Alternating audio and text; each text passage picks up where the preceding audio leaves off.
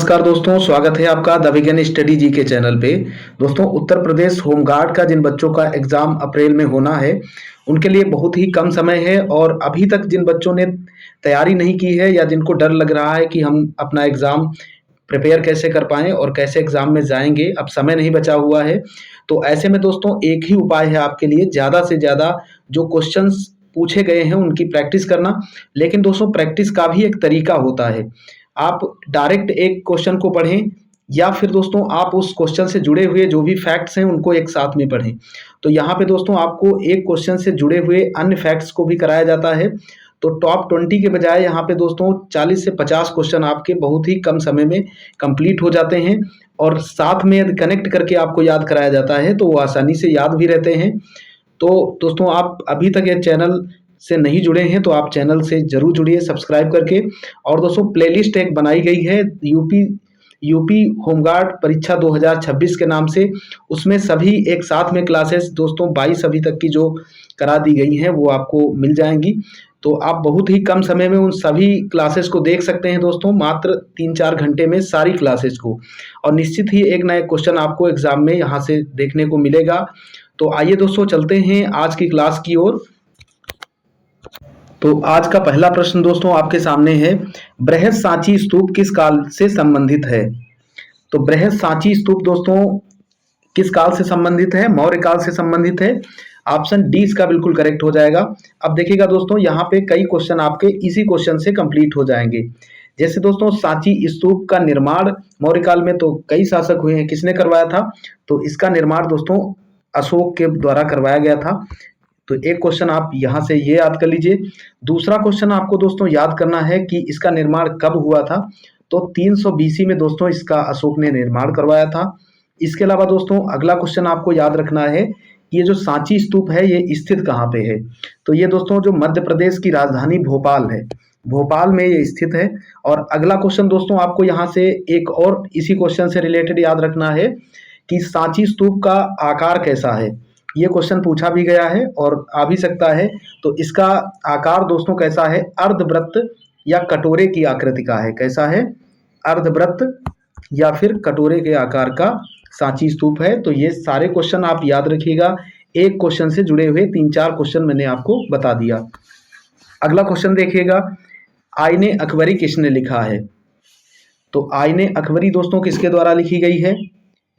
अबुल फजल के द्वारा लिखी गई है। ऑप्शन सी इसका बिल्कुल करेक्ट हो जाएगा। और अबुल फजल कौन थे दोस्तों?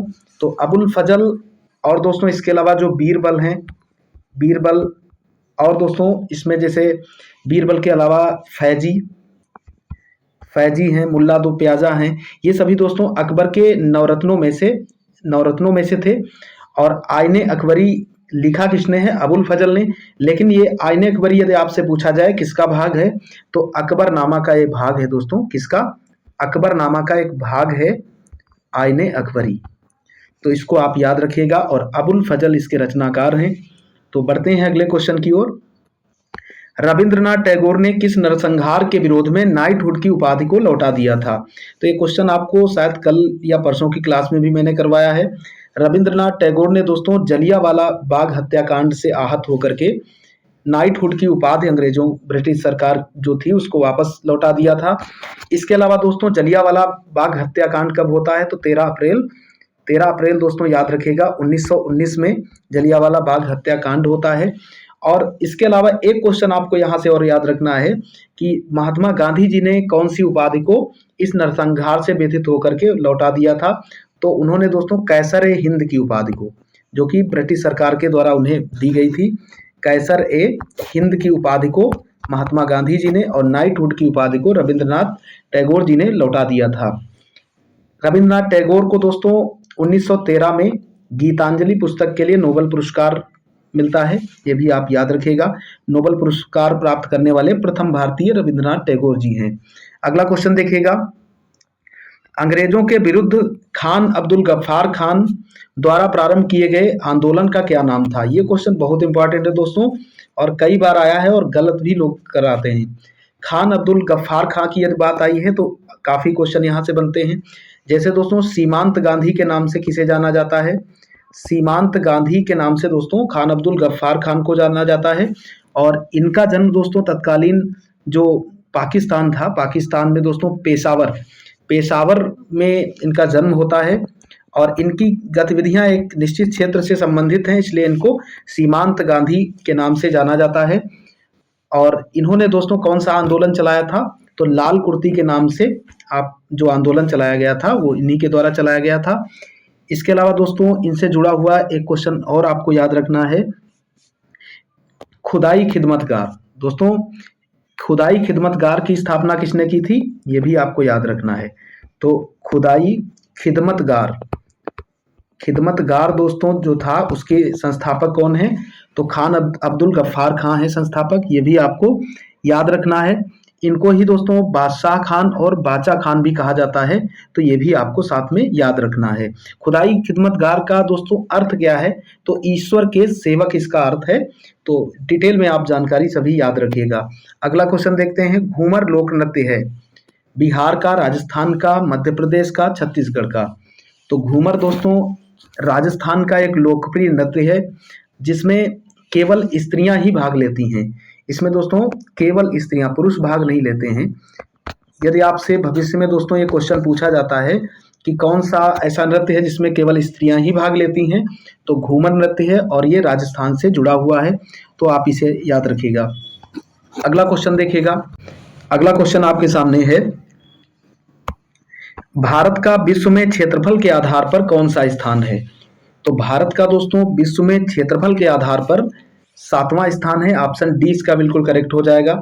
जनसंख्या के आधार पर दोस्तों भारत का द्वितीय स्थान था, लेकिन वर्तमान में दोस्तों फर्स्ट स्थान है, चाइना नंबर 2 पे हो गया है। तो वर्तमान डाटा भी आपको याद रखना है। और क्षेत्रफल के आधार पर 7वां है। इसकी एक ट्रिक है दोस्तों, आप उससे भी याद कर सकते हैं, रुक चीन अब आया भारत। क्या है दोस्तों, रुक, आप चाहें तो नोट कर सकते हैं, रुक चीन अब आया भारत। ये दोस्तों इसकी ट्रिक है। क्षेत्रफल के आधार पर सीरियल वाइज देश यहाँ से आप समझ सकते हैं। रुक में दोस्तों रूस से रूस हो जाएगा, नंबर 2 पे का से कनाडा है, नंबर 3 पे दोस्तों चीन है, और अब में आ से अमेरिका है दोस्तों नंबर 4 पे, और नंबर 5 पे दोस्तों यहाँ पे कौन है, ब्राजील है। आया से दोस्तों नंबर 6 पर ऑस्ट्रेलिया है, और भारत से तो भारत हो जाएगा नंबर 7वें स्थान पर। तो यह ट्रिक भी आपको यदि नहीं मालूम है दोस्तों तो आप इसे नोट कर लेना। इस ट्रिक से सीरियल वाइज क्षेत्रफल के आधार पर देशों को आप समझ सकते हैं। अगला क्वेश्चन देखिएगा, निम्नांकित में से किस क्रांति ने तिलहनों के उत्पादन में वृद्धि उत्पन्न की।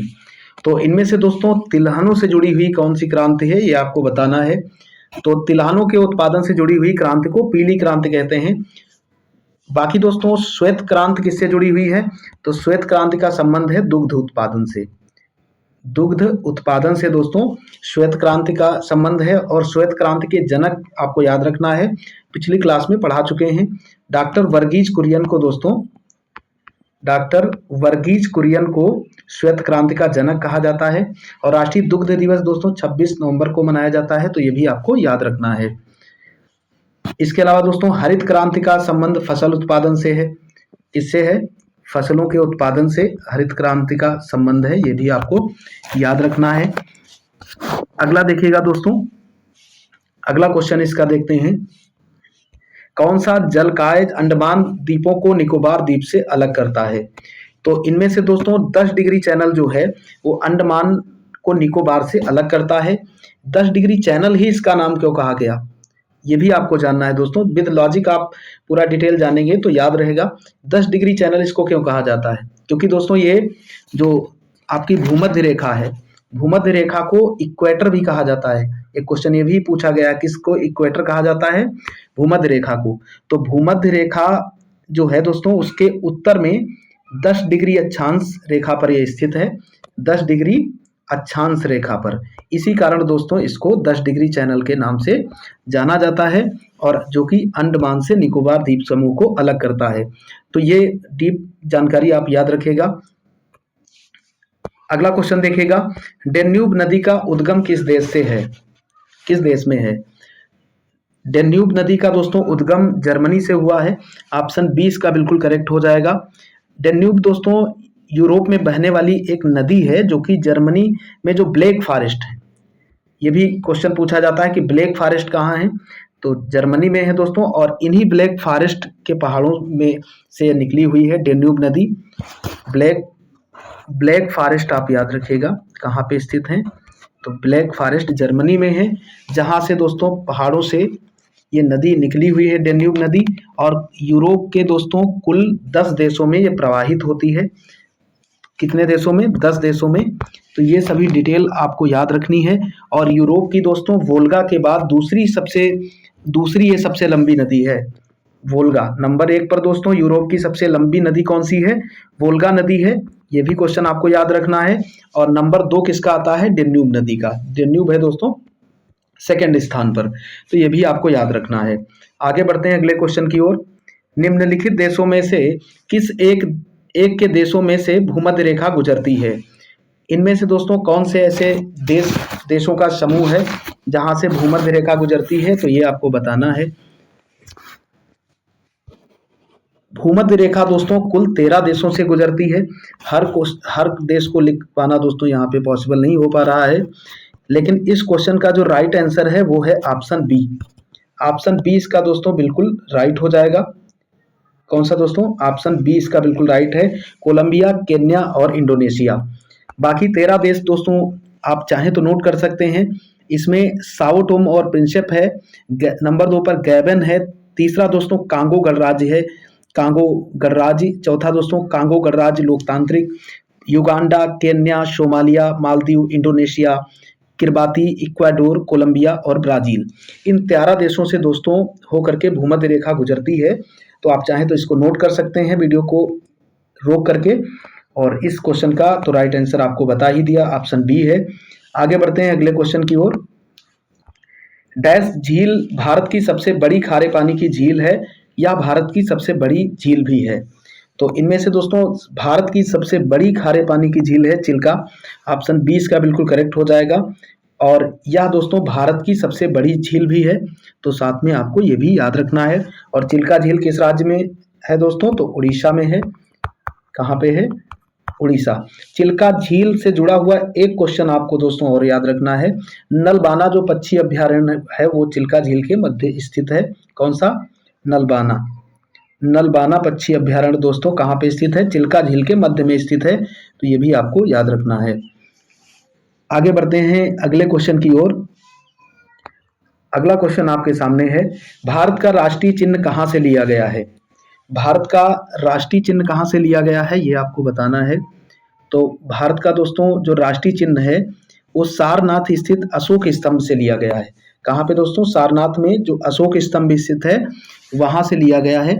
और इससे एक दो क्वेश्चन बनते हैं जो आपको याद रखना है। भारत सरकार के द्वारा इसको स्वीकार कब किया गया था? तो जो दोस्तों राष्ट्रीय चिन्ह है उसको 26 जनवरी, याद रखिएगा आप, 26 जनवरी 1950, जिस दिन दोस्तों हमारा संविधान लागू होता है। तो भारत सरकार के द्वारा 26 जनवरी 1950 को दोस्तों अशोक चिन्ह को राजकीय प्रतीक के रूप में स्वीकार किया जाता है। तो ये आपको याद रखना है। और दोस्तों इसमें जो राजकीय चिन्ह है इसमें एक बार क्वेश्चन पूछा गया था कितने शेर हैं? तो इसमें दोस्तों 4 शेर हैं। 4 शेर हैं जिसमें से दोस्तों जो एक दूसरे की ओर पीठ किए हुए हैं। चारों शेर दोस्तों क्या है? एक दूसरे की ओर पीठ किए हुए स्थित हैं। 2 आपको सामने फ्रंट में दिखाई पड़ते हैं, 2 उसके पीछे हैं, 4 शेर हैं। तो क्वेश्चन कहीं से भी आ सकता है, आप याद रखिएगा। अगला क्वेश्चन देखिएगा। स्वतंत्र भारत में उत्तर प्रदेश के प्रथम विधानसभा अध्यक्ष कौन थे? स्वतंत्र भारत में उत्तर प्रदेश के प्रथम विधानसभा अध्यक्ष पूछा जा रहा है। तो ये दोस्तों राजऋषि पुरुषोत्तम दास टंडन, इन्हीं के नाम पर दोस्तों यूनिवर्सिटी भी है ओपन। उत्तर प्रदेश की पहली ओपन यूनिवर्सिटी कौन सी है दोस्तों? राजऋषि पुरुषोत्तम दास टंडन यूनिवर्सिटी है। तो ये भी आपको याद रखना है साथ में दोस्तों। और इनके कार्यकाल की यदि बात करते हैं तो इनका 1937 से 1950 तक कार्यकाल रहता है। 1937 से 1950 तक कार्यकाल रहता है राजऋषि पुरुषोत्तम दास टंडन का। अगला क्वेश्चन देखिएगा।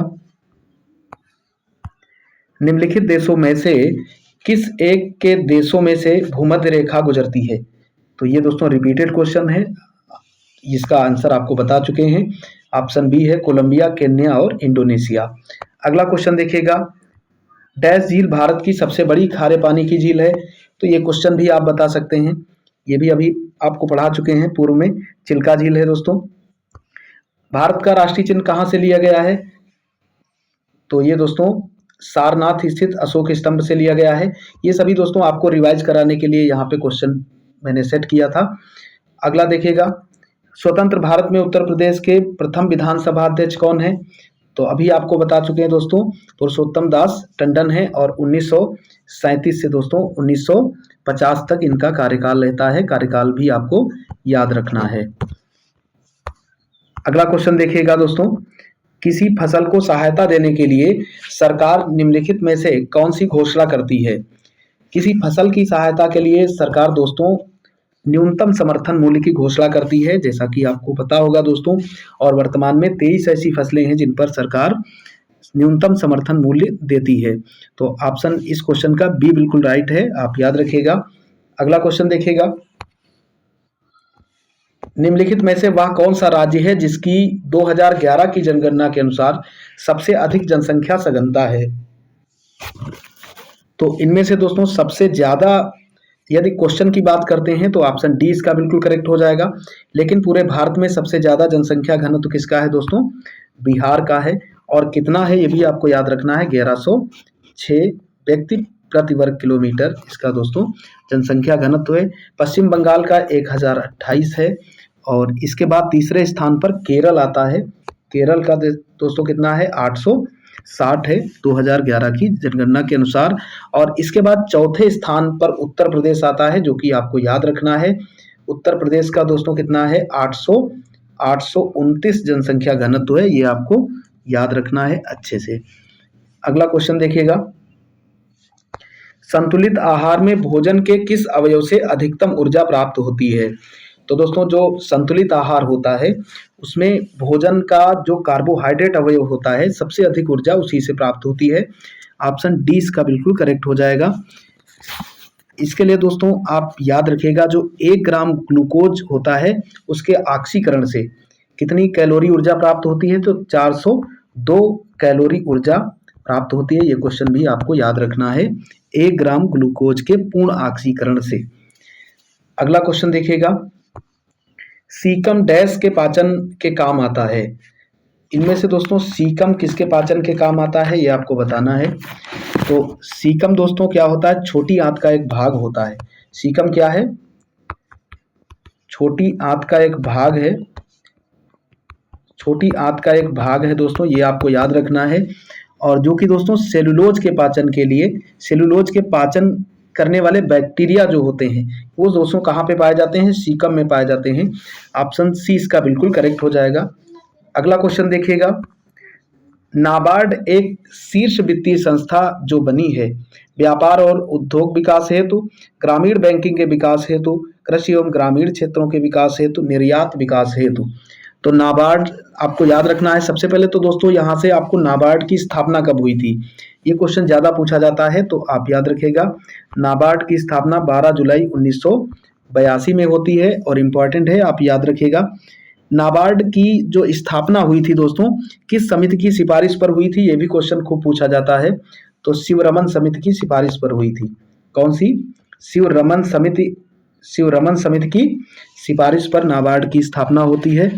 जो कि दोस्तों जो लघु छोटे ग्रामीण बैंक होते हैं, कृषि एवं ग्रामीण विकास हेतु तो दोस्तों ये क्या कराता है? वित्त उपलब्ध कराता है उनको।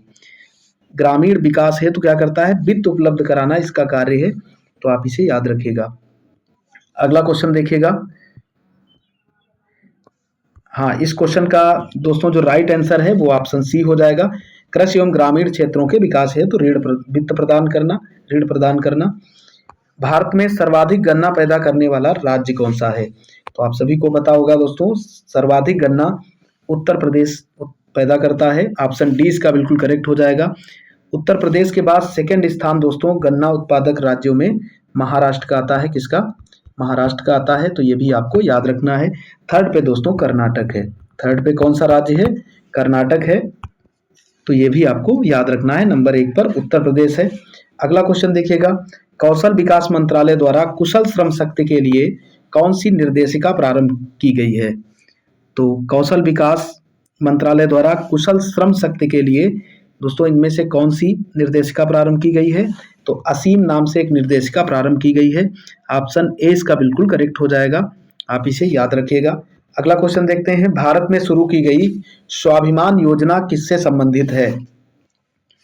तो भारत में दोस्तों शुरू की गई जो स्वाभिमान योजना है उसका संबंध ग्रामीण बैंकों से है। ऑप्शन सी इसका बिल्कुल करेक्ट हो जाएगा। ये दोस्तों 2011 में इसकी शुरुआत हुई थी। कब हुई थी? 2011 में। लेकिन इसका उद्देश्य क्या था? वित्तीय समावेशन से जुड़ी हुई दोस्तों ये वित्तीय समावेशन से जुड़ी हुई योजना है दोस्तों। लेकिन वर्तमान में वित्तीय समावेशन की सबसे बड़ी योजना कौन सी है? तो वो है दोस्तों प्रधानमंत्री जनधन योजना। पीएम जनधन योजना जो है, कौन सी? पीएम जनधन योजना, जिसकी शुरुआत दोस्तों कब होती है? तो 28 अगस्त। पीएम जनधन योजना की शुरुआत 28 अगस्त 2014 में प्रधानमंत्री नरेंद्र मोदी जी के द्वारा की जाती है। तो आप इसे भी याद रखिएगा। तो इसी के साथ दोस्तों आज की क्लास यहीं पे समाप्त होती है। आशा करता हूँ ये क्लास आपको पसंद आई होगी। यदि क्लास आपको पसंद आई है तो आप इसे दोस्तों लाइक कीजिएगा, कमेंट करके बताइएगा कि इसमें क्या करेक्शन किया जाए और किस तरीके से आपको और बेहतर से पढ़ाया जाए। और दोस्तों जो भी आपके साथी हैं उनके पास आप शेयर कर दीजिएगा। और अभी तक आप चैनल से नहीं जुड़े हैं तो चैनल को सब्सक्राइब करके चैनल से ज़रूर जुड़ें, क्योंकि ये चैनल आपकी सहायता के लिए ही है और आपकी बेहतर तैयारी कराने के लिए ही है।